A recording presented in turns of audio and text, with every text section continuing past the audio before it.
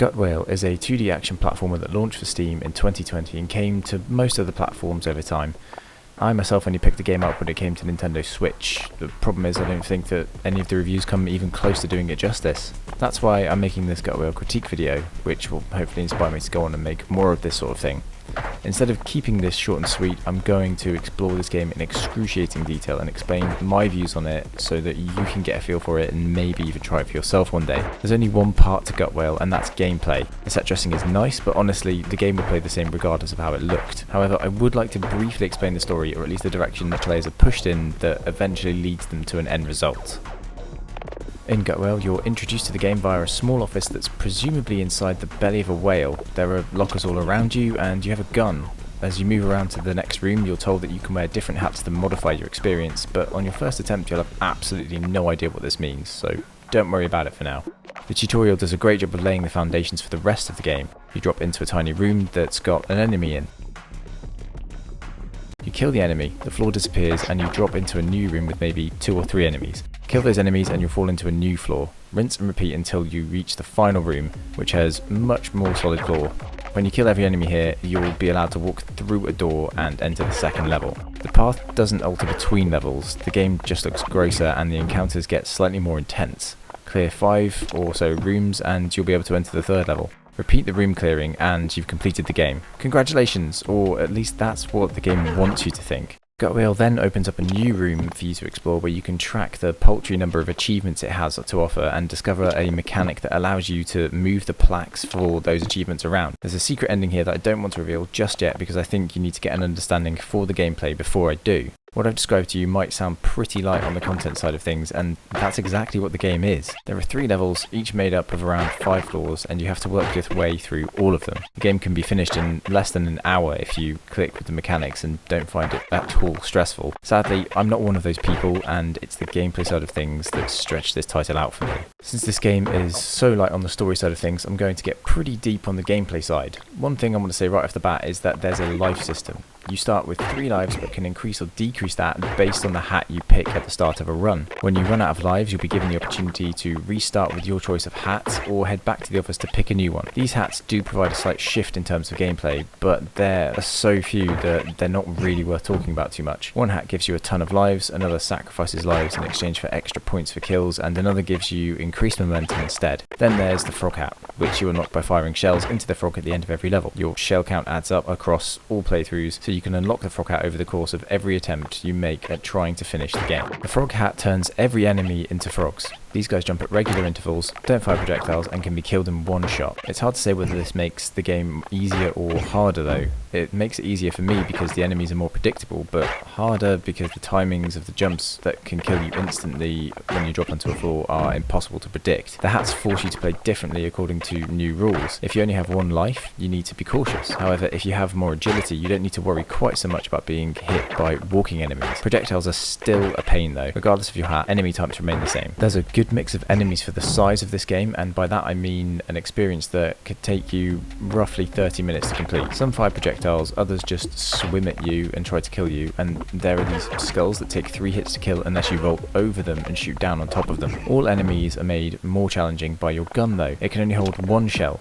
You fire at an enemy, the shell hits, drops to the floor, and then you need to pick it up again before you can fire. If you're hit and have more than 1 life, you'll respawn into a room and be able to use the shell that dropped from your previous body. This is actually a tactic I employed in my time with the game because having multiple shells meant that I didn't have to travel to the other side of a room after killing an enemy. You can buy additional shells and a lot of other stuff between levels. You spend the points you've accrued through killing enemies in the previous level, which you earn more of by adding style to those kills. Things like catching your shell before it hits the ground and getting kills while you're in the air all boost your points. The first level is the only store you'll have a real chance of buying a new hat in though. Outside of this first level, the hats are always too expensive for the points you'll have earned. In levels 2 and 3 I found myself buying shells to make floors easier to beat, and I never found something that helped me more. This is unfortunate because I think there's a lot of potential in this store and the items on offer to greatly expand upon the variety in the gameplay that could be. Instead, the game feels a lot like a demo for a title that could be much bigger, more complex, and pack in so many extra features that would make it worth buying. While I'm on the subject of the game feeling more like a demo, it's important to point out that Gutwhale is advertised as a short game. Its trailers don't don't try to deceive you, this really is a tiny title. I truly believe most people would buy it, finish it and then refund it on Steam because it's so short. I don't want to encourage that though, because developers need cash. I like that Gutwhale is advertised as a short game because it makes the bitter pill of playing it a bit easier to swallow. Still, I wish it were longer and more fleshed out into a larger experience. Oh, and death is dumb in this game. There's no way to fit this into the critique, so I'm just going to outline it here while adding that you should like this video to spread it to more people. When you run out of lives or hearts, whatever they are, a bus falls into the room that you died in last. It displays the points you've earned up until that point as a way to torture you and make you wish you'd purchased a better hat in the last store. It's a stupid mechanic that I don't understand. The effort that went into adding this bus could have been put into building one more level to conquer, more enemies, or just more content in general. It makes me feel worse about dying, but not for the reasons death usually does. I'm so disappointed by this that part of me thinks that this bus is intentionally dumb. Not because the developers wanted to make players laugh once, but because they want you to feel like your time is being wasted. I'm almost certainly looking into this way too much, but that's just how badly death comes across to me in Gutwhale. To be clear, this game is incredibly cheap, about £5 or something, but even that price feels too steep for what's here. You'll be playing for such a short amount of time that you'll think that you've missed something, and to be honest, you probably have. I think I've covered enough of the gameplay now that I can spoil the secret ending, so this is your one and only warning. I'm about to spoil what is actually quite an obvious hidden puzzle. I won't lie though, I didn't see it at first, but I feel stupid for that, and you probably should too if you're in the same boat. Once you complete the game, you gain access to a room above the starting location. It's filled with the kind of plaques you'd expect to see in a corporate office. At the top of the room there's a mouse cursor, the kind you'd see on your desktop. This is your hint that you can use your mouse to move these plaques around to make a staircase to the light that's beaming in from a shaft above. This is clearly meant to be the whale's blowhole. The catch is that you'll need to unlock most of the achievements in the game to make these plaques movable. There's one for each achievement, so it makes sense that you need to do this to access the thing that's up in the light. If you pursue this quest and get up to the light, you'll be treated to a short cutscene showing the protagonist riding on the back of a flying, rotting whale.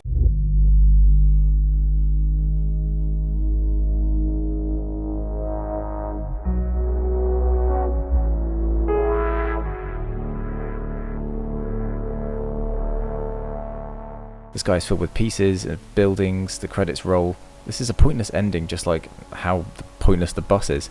There's no world building in the game's story, so why does it matter that we can now see the world? I know this sounds pretty negative, but I believe secrets should be worth chasing, and this one wasn't. Something I only really thought about while I was doing my second look over this script is that there are no bosses in Gutwhale, which is just another great example of a missed opportunity. You battle through 3 extremely difficult levels, and for what? Nothing. I think part of the reason for this is that creating a boss would have required a lot more effort in the monster design and mechanic department. A game with tricks and a reload system like this demands something special from a boss, even if it's ultimately a bullet sponge. But there's nothing. The game just ends up unceremoniously finishing, making it feel like all those skills you developed in the lead up to that finish had no point at all. That's pretty much everything for gameplay, and this critique has been pretty negative so far. This is where I want to turn things around and look at the game in a different light and suggest some positive changes that I reckon could make it great. I still feel like this is a demo, an experiment, and the developer is secretly building something much bigger in the background. With that in mind, this entire section is dedicated to the things I think should change in that imaginary full game that Gutwhale is a demo for. Gutwhale 2. Jamie's Revenge. There are 2 ideas in Gutwhale that feel like they just weren't fleshed out enough. The first is the hats. When I started playing the game, I was convinced that the hats were going to be a big system, just like the items in The Binding of Isaac. I thought that you'd be able to pick them up and combine their effects, creating a tower of hats on your character as their health grew and shrank and the range of abilities exploded in new and interesting ways. If you're not familiar, items in The Binding of Isaac are the heart of builds. You collect specific items that synergize with one another to create a certain build. So you might grab a goopy eye that gives Isaac some additional firepower, a pair of glasses that hinders the firepower but augments it to shoot through walls, and a dead cat that grants an extra life upon death. You can combine all kinds of items, with Isaac looking more and more insane as your playthroughs go on. Gutwhale could capitalise on this by stacking the hats that players are offered. Sure, some reduce your life to 1 heart, but others max it all the way out, meaning you could attract bullets, have max health, and turn all the enemies into frogs if you played well, got the points, and could afford those accessories for your character's head. Okay, so I have to make my peace with the lack of hat combos. That's fine, but the second idea that I felt could be fleshed out out into a full version of this game is a leveling system. There's no progression between levels other than the items you unlock, and only some of them are available at the start of a new run. Once again, the more items you unlock in the Binding of Isaac, the more complete your list of them becomes in the game's menu. You'll also unlock new characters as you do this and complete various feats in the game. I think what I'm getting at is a kind of system that records the combinations you've used and shows you a list of them, unlocking new items as you complete that list. Gutwhale could benefit so much from something as simple as a choice of hats at the start of each run. While you get this to a degree, particularly once you have the frog hat, there's nothing that makes each run immediately meaningfully different. You just end up throwing yourself against a brick wall again and again until you're either sick of it and you quit, or you learn the attack patterns and combinations of each enemy well enough that you can finish the game. Lastly, let's get a boss at the end of each level and have your progress save if you beat it.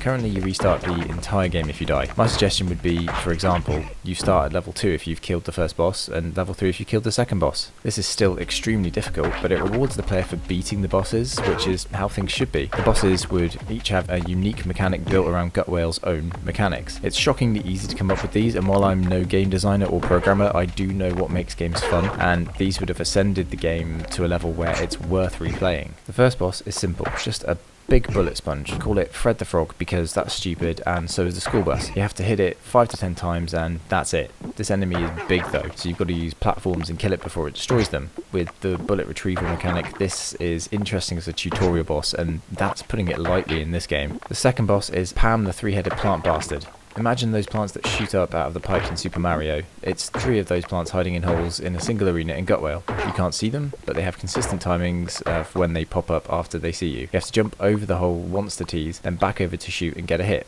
Damage each plant 3 times to win. The last boss is Fred the Frog Undying. That's right, the first boss is back, but he's undead because something weird is going on in the Gutwhale, like it's a zombie whale in the sky. This time, Fred has more health and can use his tongue to eat your bullets once dropped. You'll have to jump on a platform onto his back and get it to spit them out again. This is where having multiple bullets is a good plan, but you'll sacrifice health for that. Each of these bosses plays with the mechanics that are already in the game. I've not added anything here apart from enemies that work with what the developers have already played with. They're far from revolutionary ideas, and it really didn't take me long to come up with them. I understand that the real time comes from building the boss fights, and I accept that it just might not have been an option, but to push Gutwhale from being a demo and into the realm of even a short game, any of these would do it. The first and third boss are also sort of environmental storytelling, so you get some story for free out of them. An epilogue boss could be shooting growths around parts of the Gutwhale before it spits you out of its mouth. It's gross and would be a sneaky reward for the players that watch to the end of the credits, because I always do that. All the building blocks for these ideas are already in Gutwhale. I'm not saying anything that the developers clearly haven't thought of. I know the intention was to make a deliberately small experience, but I think that it's so good that it deserves to be made into a much larger one. I've never written a game critique before, but this game had so much potential that I felt compelled to give it a go. That's how much I believe in it. Even though I sound like I'm slagging it off for not living up to what it could be, I think it's great. There's nothing more that I can say about Gutwhale to make you love or hate it any less. My hope is that I've given you the best overview possible so that you can understand where I'm coming from. As I've said in many different ways already, there's a great game under the surface here. You don't even need to scratch that deep to find it. The title is tantalizingly good, but because it doesn't quite flesh out all of its ideas,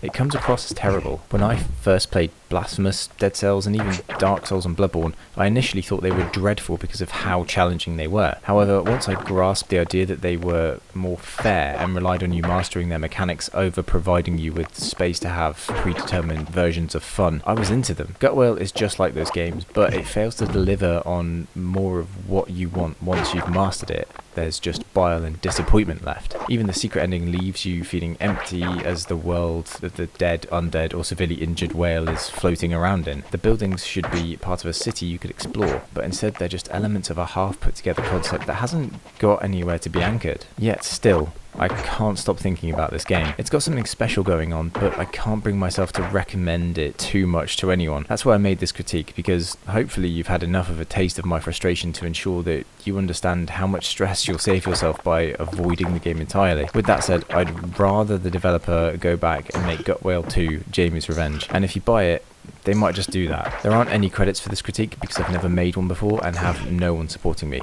Before you go though, I have one thought that didn't really fit anywhere else. I can't help but wonder why the heck the developer chose frogs as the weird thing to change all the enemies into. After all, this is the guts of a whale, and as far as I know, frogs don't live at sea. I don't even know if anything other than bacteria and Geppetto can live inside a whale's stomach or mouth. It feels like something to make the game quirky and stand out, but honestly, the game does that all by itself. It's the same as the school bus that inexplicably drops onto you when you die. What's the point? Maybe it's something to do with certain development codes needing an ending event and that's why, but the frogs thing still really irks me. Tell me if you like the frogs in the comments, and while you're there, please like the video so that it spreads to other people who like critiques.